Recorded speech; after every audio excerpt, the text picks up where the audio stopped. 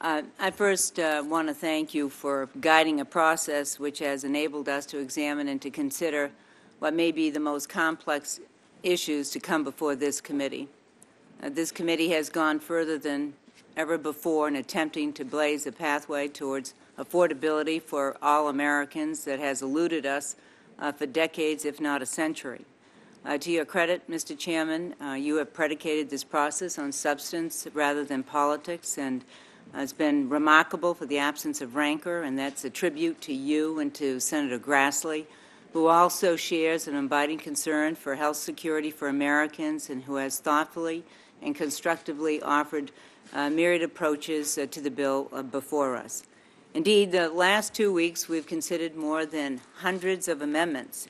We've heard legitimate proposals from both sides about the proper role of government in providing the answers. I think it's clear we all struggle with the appropriate equilibrium, but I don't think that there is any doubt that everyone here is sincere in the solutions that they espouse and that we all recognize that there is a problem. In that light, as we contemplate the course of our action here today, we should also contemplate the decades of inaction that has brought us to this crossroads. Indeed, with 1 in 4 Americans either uninsured or underinsured, the track record is clear. The status quo approach has produced one glaring common denominator, and that is that we are having a problem that's growing worse, not better. Skyrocketing health care costs have driven up premiums, having the potential to send the entirety of our health care system into a death spiral because costs are outpacing inflation 2 to 3 times. We're seeing employer-provided coverage is predicted to reach $30,800 a decade from now. We can anticipate spending $33 trillion over this next decade. It's really akin to the Titanic and turning the Titanic around before it hits an iceberg. But the difference is that the captain did not know there was an iceberg, but we do. At the same time, people are duly apprehensive about what Congress will do in reforming a system that provides the best quality care in the world. They're concerned it might result in government takeover of health care. They're understandably troubled about what reform will mean to them. And they also rightly question as to whether or not this is the appropriate point in time, given our state of the economy, to take this undertaking. They also question Congress's ability to get it right. And that's why I have argued vehemently, consistently, and persistently, as the Chairman knows, against arbitrary deadlines, and I've communicated that to the President as well, because I think that we understand that these issues are complex, and most certainly the American people intuitively understand that this issue is not only complex, it's costly, and given the enormity of the task, that it should take time, and that's exactly what we should give it.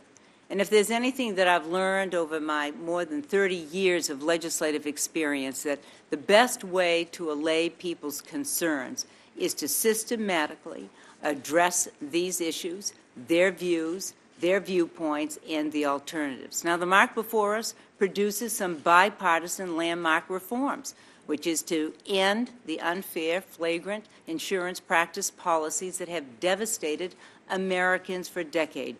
We're familiar with them, and rescinding policies when people get ill, or rating premiums on the basis of health status or gender, or not providing coverage to Americans and denying that coverage so that not every American has the ability to access affordable health care.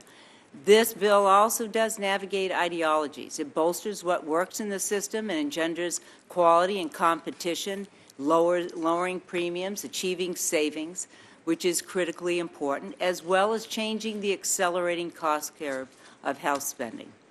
In addition, it creates individual and small business exchanges, which Senator Lincoln and I have worked on, along with Senator Durbin, in creating small business health insurance reform.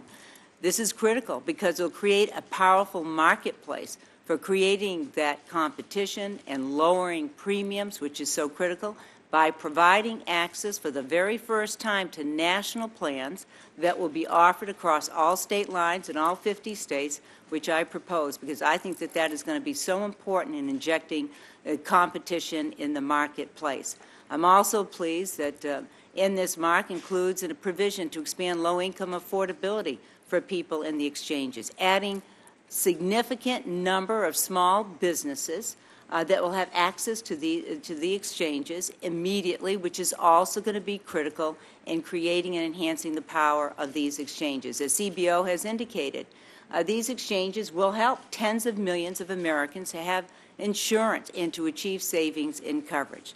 At the same time, I have shared my Republicans' concerns about vast governmental bureaucracies and governmental intrusions. That's why I oppose the amendment for the so-called public option. I co-authored an amendment with Senator Schumer regarding reducing the threshold for the individual mandate penalty and requiring Congress to review and reassess that mandate altogether. I happen to think that's an issue we should continue to revisit because the onus should be on the government to achieve and accomplish the primary goal of this legislation, which of course is affordability. Undeniably, affordability remains and continues to remain my paramount concern. I think that if there's anything that we have to do, Mr. Chairman, is to continue to wrestle with that issue to absolutely ensure that all Americans have access to affordable health insurance plans and that we absolutely know that they are affordable. And I know the charts that the CBO has produced demonstrates that if you start to compare the different plans and what people will be able to access for affordable health insurance with the tax subsidies and the tax credits. Absolutely imperative, and it will produce change, but we have to make sure that it's absolutely guaranteed. Other concerns I have is Medicaid expansion, its implication for future state budgets, Medicare reimbursement, particularly as it affects home health care, nursing homes. They don't realize the benefits that other providers will do because of the reduction of the number of uninsured and uncompensated care. And I have other issues as well. It's not an exhaustive list. So is this bill all that I would want? Far from it. Is it all that it can be? No. But when history calls, history calls. And I happen to think that the consequences of inaction dictate the urgency of Congress to take every opportunity to demonstrate its capacity to solve the monumental issues of our time. As I've said throughout this process and through the Group of Six, that there are many, many miles to go in this legislative journey. As one national story characterized it recently, people do have concerns about what we will do with reform, but at the same time, they want us to continue working. And that is what my vote to report this bill out of committee here today represents, is to continue working the process. I do it with reservations because I share my Republican colleagues' trepidation about what will transpire on the Senate floor, what will emerge in the House-Senate conference, and how indeed the Finance Committee bill will be merged with the Health bill. And on that point, I want to be perfectly clear, Mr. Chairman. I happen to believe that as the Finance bill is integrated with the Health bill, that we have to absolutely be sure that it's done in strict accordance with the CBO's interpretation of the Finance Committee's provisions. That's absolutely essential so that we maintain the integrity of the score of the mark before us on those provisions that are part of that legislation. Secondly, before I vote on a motion to proceed to consider the unified bill, the merged bill between Health and the Finance Committee, I certainly think we should have a final CBO score on the statutory language that is available on public websites so everybody has a chance to review it. That's consistent with what my Republican colleagues have argued for. It's what Senator Lincoln initiated in a letter to the Senate Majority Leader, along with 7 other Democratic centrists. It's certainly my bottom line as well. Finally, I say that my vote today is my vote today. It doesn't forecast what my vote will be tomorrow. As Henry Wadsworth Longfellow said, a fellow Mainer, he said, "Great is the art of the beginning, but greater is the art of the ending."